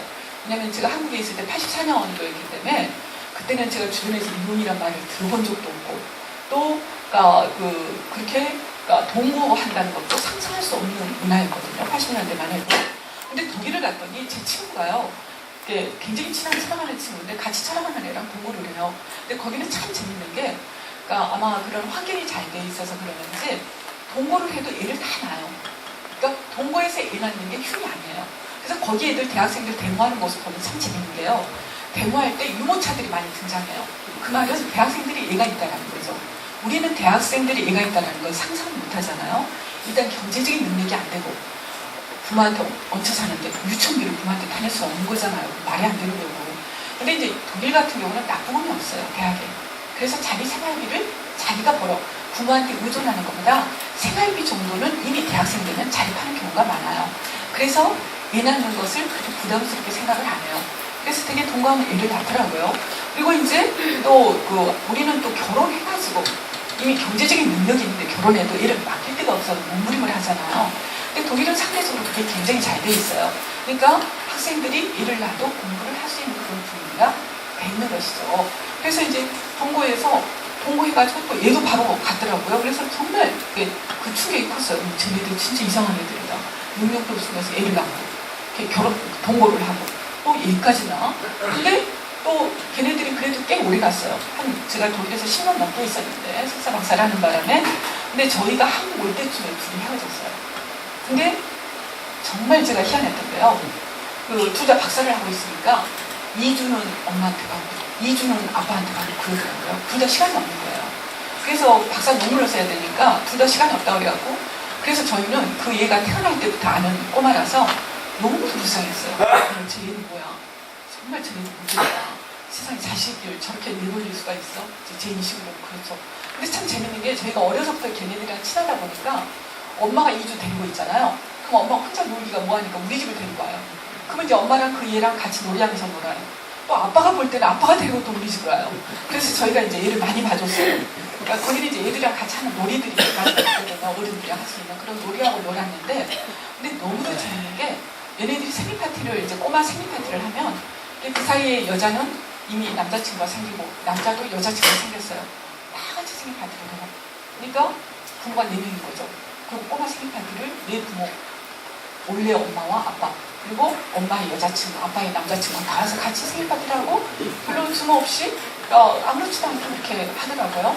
그리고 이제 제가 보니까 어떤 걸 제가 느꼈냐면 걔네들이 이혼하기 전에는요. 제가 이제 그 꼬마를 태어날 때부터 저희가 병원에도 찾아가고 잘 아는 성장 과정을 저희는 얘를 굉장히 늦게 낳았어요. 공부 때는 제가 결혼한 지 8년 만에 낳았는데 그래서 걔를 참 이뻐했어요. 제 친구 애를. 근데 얘가 어느 순간에 굉장히 꼬마가 우리 집에 오면 얼굴이 어두워 보이는 거예요. 근데 보니까 둘이 싸우고 있는 거예요. 그러니까 둘이 싸울 때는 애가 눈에 보이지 않겠죠. 근데 얘한테는 엄청 공포죠. 자기는 너무도 어리고 엄마 아빠밖에 없는데 엄마 아빠가 둘이 앞에서 싸우는 모습이 얼마나 큰 공포겠어요. 그래서 얘가 굉장히 안 좋은 거예요. 그래서 저희가 그 꼬마를 굉장히 불쌍하게 생각했어요. 근데 정작 어느 순간에 딱 둘이 헤어지기로 결정을 내려갖고 헤어지니까 얘네들이 이제 눈에 자기가 보이기 시작한 거예요. 싸우느라고 싸움에 몰두하느라고 얘가 안 보이다가 이제 싸움이 다 끝나버리니까 헤어지고 나니까 이제 얘가 너무 불쌍하다라고 보이는 거예요. 그래갖고 2주마다 이제 우리 집을 데리고 와요. 그러니까 2주마다 서로 보면서. 근데 적어도 2주 동안 자기가 얘를 데리고 있는 동안은 얘한테 둘 다, 그 여자애고 둘 다 굉장히 좋은 애들이에요. 왜 우리가 보통 이혼하면 둘 중에 하나가 문제가 있지 않나 했는데 사실 각자는 다 좋은 사람이에요. 둘이 문제가 안 맞는 것이죠. 둘이. 근데 이렇게 보면은 굉장히 말하자면 얘가 어느 순간 우리 엄마 아빠가 헤어지고 나니까 표정이 굉장히 편해지더라고요. 근데 그 이유는 엄마가 이제 너무 얘가 보이기 시작해갖고 적어도 내가 2주 데리고 있는 동안은 얘한테 최선을 다하는 거죠. 또 아빠한테 가는 동안은 아빠가 최선을 다하는 것이죠. 그래서 저는 얘가 2주 엄마한테 있고 2주 아빠한테 있으니까 얘가 너무 불쌍하다 했는데 오히려 얘는 심리적으로 제가 표정을 보니까 굉장히 안정을 찾고 있는 것 같이 보이더라고요. 그래서 이제 이혼이 좋은 건 아니지만 싸우는 것보다는 얘한테는 어른들은 감당할 수 있잖아요. 고통을. 그렇지만은 얘한테는 오히려 차라리 그거보다는 부모가 헤어져서 누구라도 자기한테 뭉뚱해주는 게 중요합니다. 이런 이제 생각을 하게 되는데요. 어찌됐든 이제 말하자면 이러한 것들이 전통적인 가족의 해체라는 건 부정적인 측면이 있지만 한편으로는 새로운 삶의 모습이라는 점에서 조금 다르게 볼 수 있는 측면도 높지 않나라는 생각이 들어요. 제가 이제 부모하고 관계를 통해서 사실은 행복한 가족 공동체를 위해서에 대해서 설명을 드리려고 하는데요. 이 설명을 하기 전에 먼저 신화를 조금 말씀을 드리려고 해요. 그러니까 이 그림은 혹시 여러분 아실지 모르겠지만 1800년대 모터하우스라는 이제 영국 화가가 그린 그림이에요. 근데 이제 오토하우스는 주로 이제 그 소설에서 나오는 혹은 신화에서 나오는 내용을 이제 이렇게 그림으로 형상화시켜서 굉장히 아름다운 것들이 많은데요. 여기에 나와 있는 두 인물은 짐작을 하신 분이 계실지 모르겠지만 이 사람은 그 메아리, 우리가 산에 가서 야호 하면 들리는 메아리죠. 메아리라는 요정이에요. 에코라고 보통 하죠. 그러니까 근데 우리말로 번역하면 로마 때는 또 메아리라고 하기도 했었어요. 그리고 여기는 나르시서스라고 해가지고 말하자면 얘가 죽은 다음에 수나가 나왔다라고 하는데 그 아주 상징적인 인물이에요. 그러니까 이제 그분에 대해서 제가 조금 설명을 해드리자면 에코는 이제 메아리라고 해서 원래는 굉장히 수다스러운 요정이었다고 그래요. 말하기를 되게 좋아했다고 그래요. 근데 여러분들 이제 그리스 로마 신화를 이렇게 보시면 그 자녀들한테 많이 읽히잖아요. 로마 신화를 보면 신들의 왕이 제우스라는 왕이 있어요. 근데 이 제우스 왕은 그러니까 저희가 이제 신화 시대를 보면 그리스 신하고 고대 로마 신들, 그리스 로마 신은 굉장히 많이 틀려요. 근데 그리스 로마 신화에 나오는 신들의 왕인 제우스는 굉장히 바람둥이로 묘사가 돼요. 그러니까 여신이 됐던 요정이 됐던 인간이 됐든 그러니까 예쁜 사람은 예쁜 요정 혹은 예쁜 여신은 다 좋아해요. 그래서 굉장히 바람둥이로 묘사가 되는데 우리가 신이 바람둥이라는 건 좀 이상하잖아요. 근데 이제 그 제우스가 바람둥이로 묘사가 된 주로 이제 번개를 다스리는 신인데요. 묘사가 된 이유는 그 당시에 그 말하자면 인구를 확장시키는 게 왕에게는 굉장히 중요한 임무였는데요. 그러니까 그 인구를 그러니까 사람이 많다라는 건 권력이 많아진다는 걸 의미하잖아요. 그래서 다신을 상징하기 때문에 제우스를 그렇게 바람둥이로 묘사를 했다고 그러더라고요. 근데 이제 제우스가 어느 날 어떤 여자랑 사랑을 나누기 위해서 숲속으로 도망을 가요. 근데 마치 메아리를 만나게 돼요. 근데 제우스에게는 아주 이제 굉장히 제우스가 꼼짝 못하는 아내가 있었어요. 헤라라는 여신이죠. 헤라라는 여신이 있었는데 이 헤라는 이제 신들, 여신들 중에서는 제일 강력한 힘을 가지고 있죠. 그래서 제우스가 바람을 피면 늘 뒤를 쫓아다녀가지고 자기 남편한테는 어떻게 하지를 못하고 꼭 바람 피는 사랑을 나누는 요정이나 여자, 인간인 여자에게 꼭 복수를 해요. 왜냐하면 자기 남편은 신들의 왕이기 때문에 자기가 어떻게 해보지를 못하는 거죠. 그 대신 제없는 그러니까 여자나 요정들에게 복수를 하는 게 헤라의 아주 중요한 임무 중에 하나예요. 늘 이제 제우스 뒤 꽁무니를 따라다니죠. 어디서 제우스가 딴 눈을 팔지 않나 하고 쫓아다니는데요. 이날도 제우스가 이제 사랑을 나누기 위해서 숲속을 찾았어요. 근데 마치 메아리를 만나요. 그래서 메아리한테 부탁을 해요. 야, 내가 지금 어떤 사랑하는 여자를 만나게 돼서 사랑을 속삭이고자 하는데 틀림없이 헤라가 쫓아올 것 같다. 네가 헤라가 오면 네가 좀 수다를 떨어가지고 좀 시간을 약간 부드럽게 해주라. 그리고 나한테 큰 소리로 네가 수다를 떨면 헤라가 나타났구나 하고 그 사이 내가 얼른 도망갈 수 있지 않겠냐 하고 부탁을 해요. 그러니까 메아리가 그런 거라면 나 자신 있습니다. 수다 떠는 건 내가 자신 있으니까 걱정 말고 마음껏 사랑을 나누십시오 라고 이제 자신있게 메아리가 이야기해요. 아니나 다를까 좀 있다가 이제 헤라가 나타나요. 그래서 내 남편 못 만나고 메아리한테 이야기해요. 메아리는 신들의 왕인 제우스가 자신에게 이야기한 게 있죠. 약속한 게 있죠. 그래서 신나게 수다를 떨어요. 어쩌고 저쩌고 막 하니까 헤라가 이제 거기에 녹이 빠져갖고 사실 남편을 잡으러 왔는데 남편 잡으러 왔다라는 사실을 잊어버려요. 하고 한참 수다를 떨어요. 그러고 보니까 어느 날 정신이 번쩍 들어서 내가 지금 여기를 남편 잡으러 왔는데 하고 남편을 잡으러 갔더니 이미 도망가 버린 거예요. 그래서 이제 헤라가 엄청 화가 나가지고 메아리에게 너 때문에 남편이 놓쳤다. 네가 음모를 꾸민 거 아니냐 해가지고 헤라가 이제 신들의 왕이니까 원래 메아리의 요정이었는데 어떤 저주를 퍼보냐면 이제부터 너는 한마디도 네가 나서서 말할 수 없으리라. 남이 하는 말만 따라서 넌 할 수 있다. 라는 저주를 내려요. 그래서 메아리는 산에 가면 우리가 야호 하면은 저쪽에서 야호 들리는 게 바로 메아리죠. 지가 먼저 야호는 못해요. 그래서 언어를 상실해버린 것이죠. 언어를. 그러니까 자기가 자연적으로 말할 수 있는 언어를 상실한다. 그러니까 언어라는 건 굉장히 중요하잖아요. 그러니까 내가 나를 표현할 때도 언어를 통해서 표현을 하는 거잖아요. 그래서 나를 상실해버린 거나 다름없어요. 누구에게도 자기가 나서서 자기 이야기를 할 수 없다는 건 어떻게 보면 자아상실과 일정하게 관련있는 것이죠.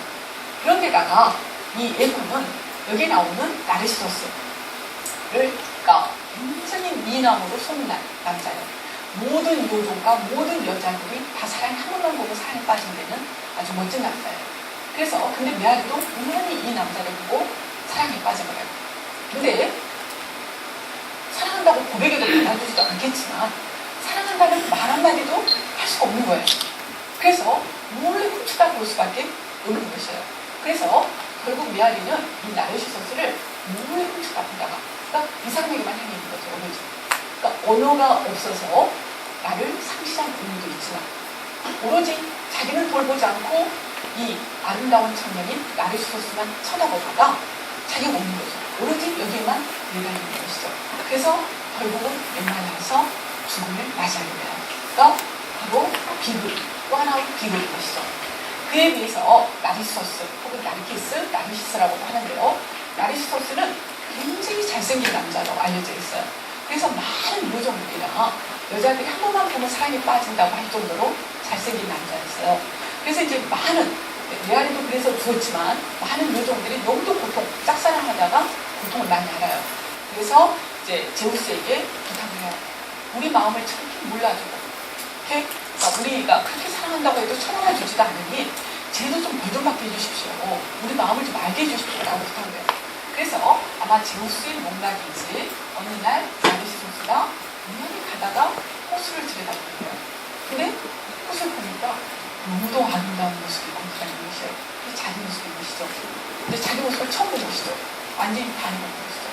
저렇게 아름다운 사람이 있다니 완전히 사랑에 빠져버린 것이에요. 그래서 자기를 잡으려고 손을 내밀며 걔도 따라서 할 뿐이고 아무리 잡으려고 해도 잡혀지지가 않는 것이에요. 그래서 호숫가에서 자기 모습만 들여보다가 그러니까 그게 자기인지를 모르는 것이죠. 그래서 마찬가지로 나르시소스도 죽음을 맞이하게 돼요. 그러니까 말하자면 이거는 자아도취죠. 자아통치라고 잘못 써있네요. 그러니까 자기만 남만 쳐다보는 자기가 없이 남에게만 관심이 있는 메아리도 비극적 인물이 될 수밖에 없었고 마찬가지로 나르시소스도 자기만 관심을 갖는 나르시소스도 비극적으로 될 수밖에 없다. 그래서 사실은 이 신화에 나오는 그러니까 이 이야기는 자기도 없고 남만 바라보는 어떻게 보면 아까 제가 말했던 여자와 삶과 비슷하죠. 자기가 없어요. 자기 자식하고 남편의 행복이 우선적이었던 것이죠. 비극적이 될 수밖에 없다는 것이에요. 그리고 자기가 중심이고 물론 여기에 반발하실 남성분들도 되게 많으실 것 같은데요. 자기가 가정의 중심이고 그러니까 모든 것이 자기에게 맞춰져야 된다고 생각하는 이 나르시소스도 비극적인 인물이 될 수밖에 없다. 그러면은 이 비극이 해결될 수 있는 방법은 뭐냐? 제가 이제 사실은 제가 전공한 일이기도 하는데요. 연도가 나와 있죠. 1770년에서 81년 바로 근대 핵가족이 생겨났던 프랑스에 일어났던 그쯤의 철학자예요. 그러니까 헤겔이라는 철학자인데요. 이제 헤겔이 바로 이제 상호 인정이라는 이야기를 해요. 그러니까 사실은 헤겔이 살았던 시대가 전통적인 농경사회가 무너지고 말하자면 산업사회가 시작했던 그 시점이에요. 그러면 전통적인 공동체가 무너지고 산업사회가 시작됐다는 건 공동체적인 의식이 우리는 하나라는 바로 무엇보다도 우리가 중시됐던 그 우리 의식이 상실되고 개인주의 의식이 아주 일반화되기 시작한 시점이에요. 사실 우리 사회가 제가 70년대만 해도 우리가 농경사회라고 그랬는데 그래서 예전 분들은 공동체 의식이 굉장히 강하세요. 근데 요즘 젊은 애들은 이제 개인주의 의식이 훨씬 강하죠. 더 이상 공동체가 파괴되고 있다 이런 말을 많이 하죠. 그래서 저희도 적응이 안 돼요. 저희도. 그러니까 예전에는 식사도 저희는 항상 같이 내고 술값도 같이 내고 그러는데 요즘 젊은 애들은 전부 더치페이를 하더라고요.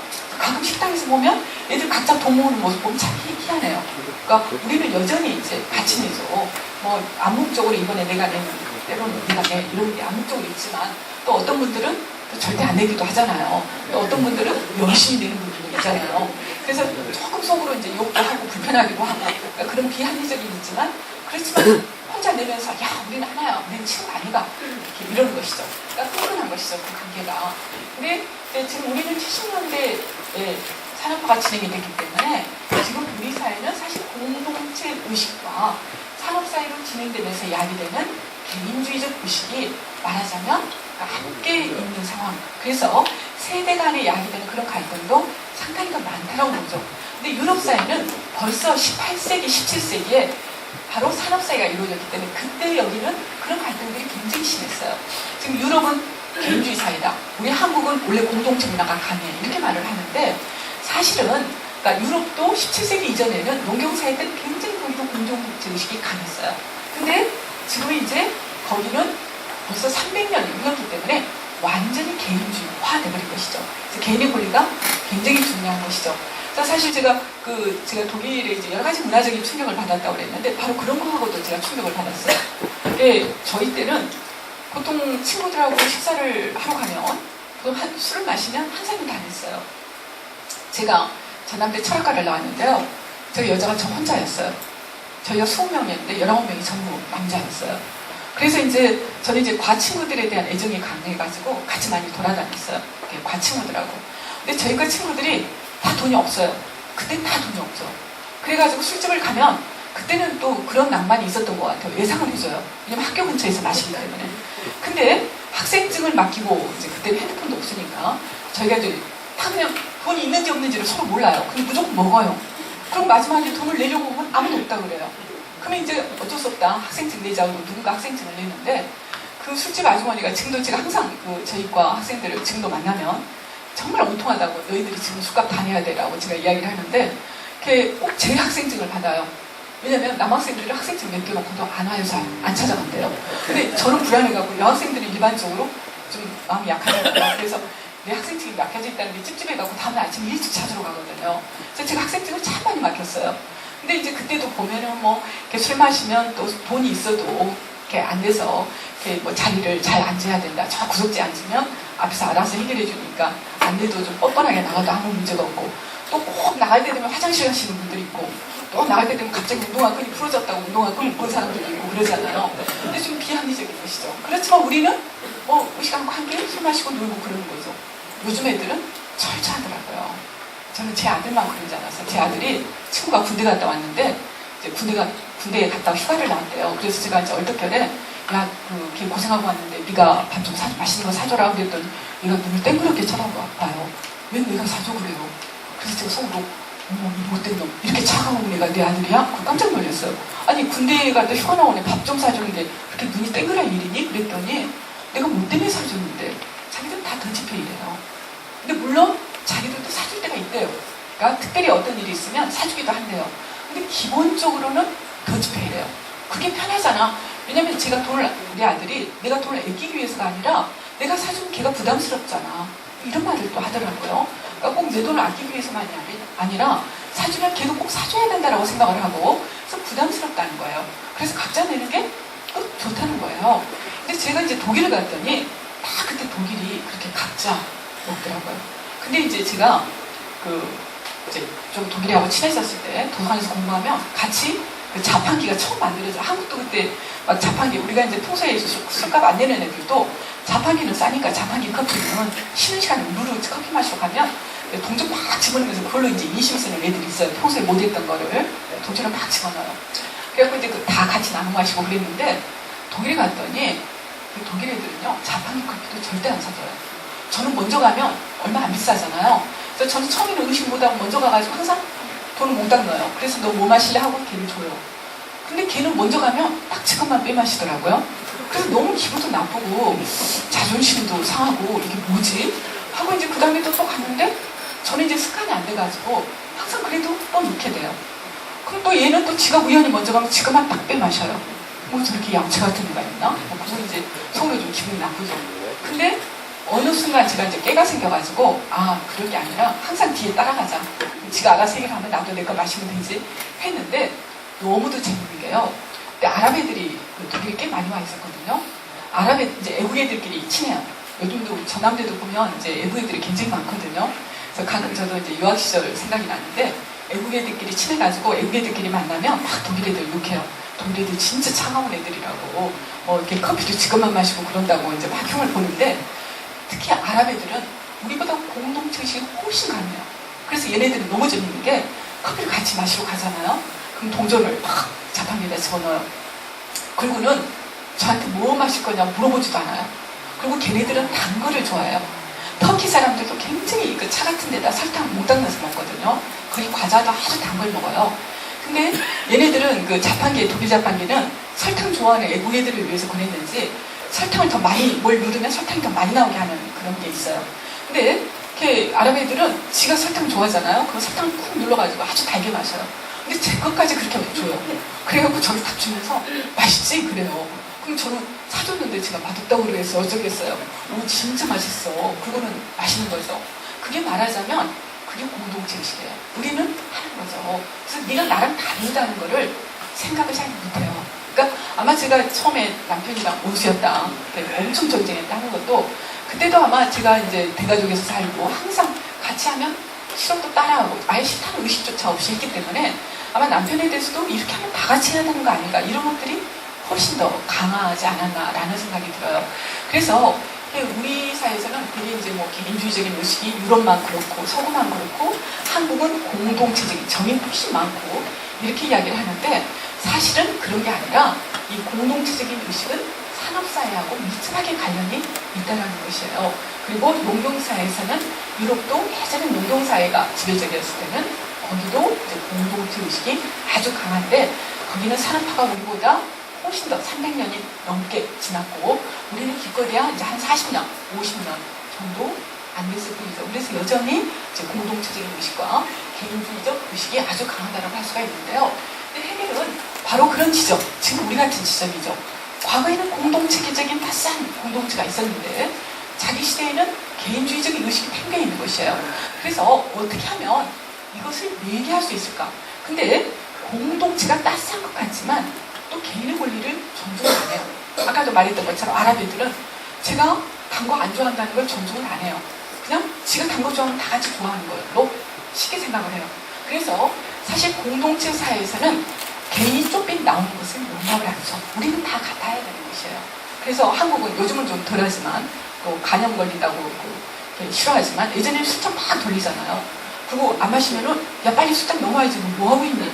해서 먹기 싫어도 막 먹어야 돼요. 또 막 돌려 마시는 게 굉장히 일반적이었잖아요. 근데 사실 그 중에는 어떤 분은 한 잔만 마시고 취하는 사람, 아주 안 좋아하는 사람, 또 굉장히 좋아하는 사람, 다양하잖아요.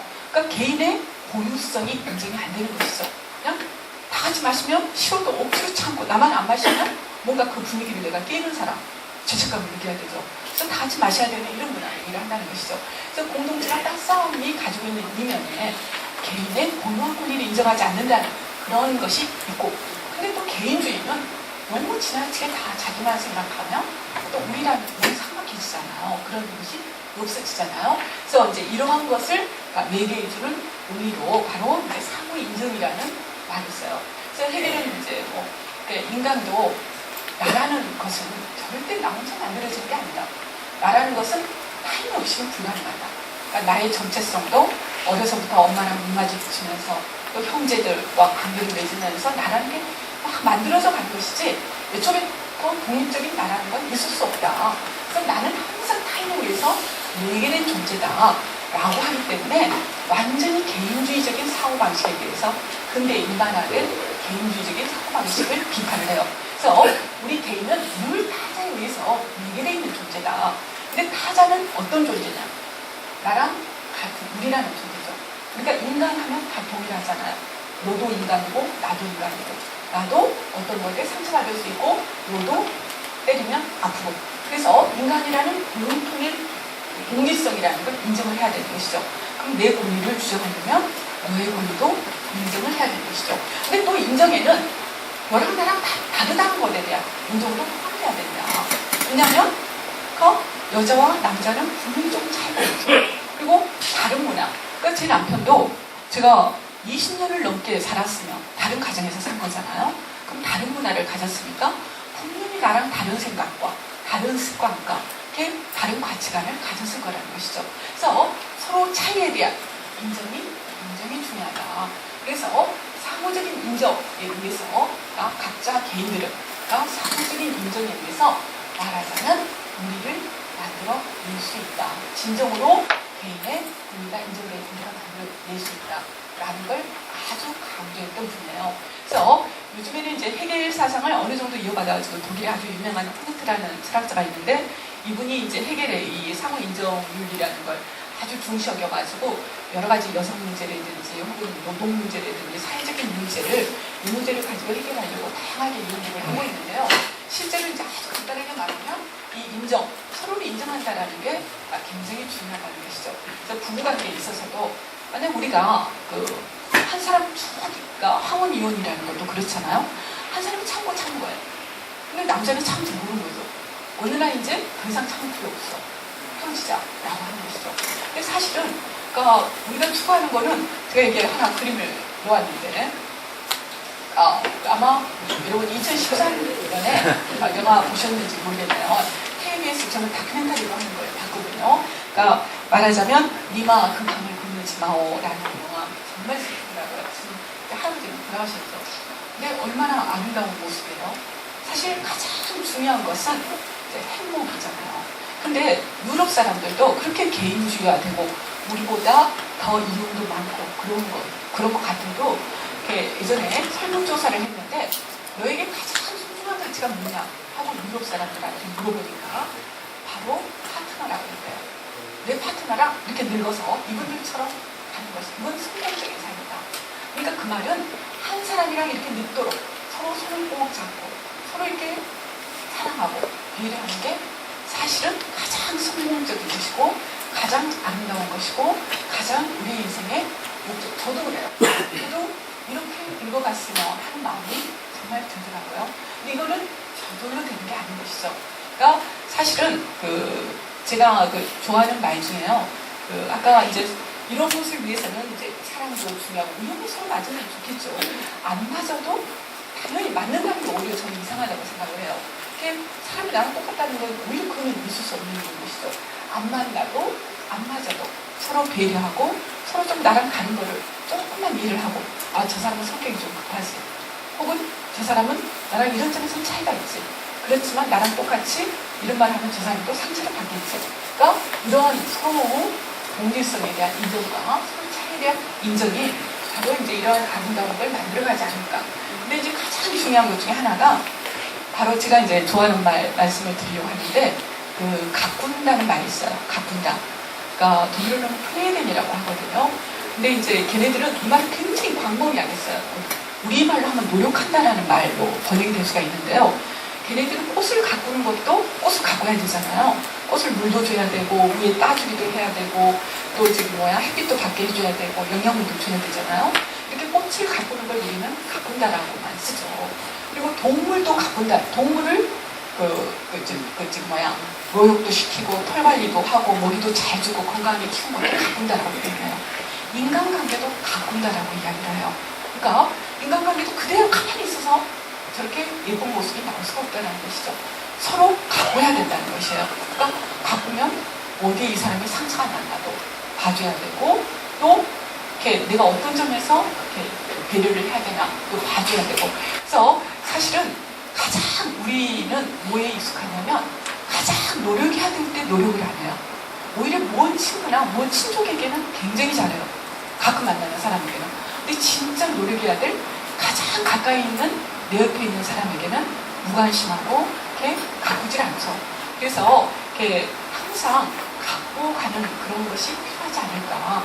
이렇게 저도 어느 정도 이제 나이가 들다 보니까 젊었을 때는 엄청 싸웠는데 열심히 노력해서 우리를 이쁘게 그러니까 아까 패치워크 가족 이야기를 했는데 그러니까 서로 쓸모없는 청소가 있지만 이것들을 맞붙여서 예쁜 하나 어차피 그러니까 우리가 각자 다른 사람이 만났지만 새로운 가족으로서 예쁜 걸 만들어내야겠다 이런 생각이 들고 또 언어에 있어서도 항상 우리는 이거는 이래라고 말을 많이 하잖아요. 근데 항상 이게 필요한 것 같아요. 내 생각에는 앞에 넣으면 이건 이래 하고 조금 말 가지고 다툼이 돼요. 근데 실제로 이걸 이렇다고 주장을 하면 내가 들어갈 여지가 없어요. 근데 항상 말할 때 내 생각에는 이라고 말을 하면 다른 사람이 들어올 가능성을 늘어두는 거잖아요. 근데 내가 항상 100% 오른다는 건 그거 불가능하죠. 그래서 내 생각에는 이래. 그럼 다른 사람이 내 생각에는 이래. 그럼 서로 합의점을 못을 갈 수가 있지 않을까. 그래서 이러한 조그만 언어 습관, 언어 습관뿐만 아니라 사고방식의 문제이기도 한데요. 이런 것들을 통해서 조금 더 서로 가꾸면서 이런 가장 제가 꿈꾸는 이런 관계들로 마무리를, 우리 인생의 마무리를 하면 얼마나 좋을까라는 생각이 들더라고요. 물론 이제 그런 노력을 했는데 도저히 안 되는 경우들이 있겠죠.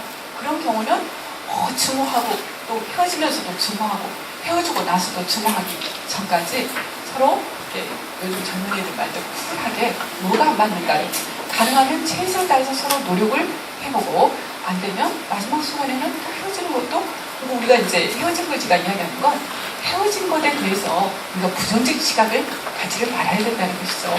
아, 저 사람들은 끝까지 맞추지를 못해서 결국은 헤어졌구나. 그 본인의 행복을 위해서는 저게 올바른 선택일 수도 있지 라고 바라봐줄 수 있는, 그러니까 이혼 가족에 대한 요즘 편견은 많이 없어졌는데요. 이제 이런 것들이 있을 때 우리가 좀, 그러니까 우리랑 다른 많은 이혼하신 분들에 대해서 편견을 안 가질수록 그분들도 행복해지고, 또 같은 부부는 같이, 그러니까 항상 서로의 생각을 존중해주고 갖고 가면서 좀 더 멋진 모습들을 만들어낼 수 있지 않을까 해서, 제가 굉장히 예뻐하는 모습 중에 여러 예쁜 모습들이 있는데요. 전문적 모습들 중에 이렇게 저는 저렇게 손 꼭 잡고 그는 모습이 제일 아름다워 보이더라고요. 그래서 사진을 이어봤네요. 예. 자, 여기까지 시간이 조금, 제가 30분까지 요청받았는데 5분 정도 초과를 했네요. 여기까지 강의 마치고 혹시 질문이 있으면 질문을 받도록 하겠습니다. 네, 감사합니다.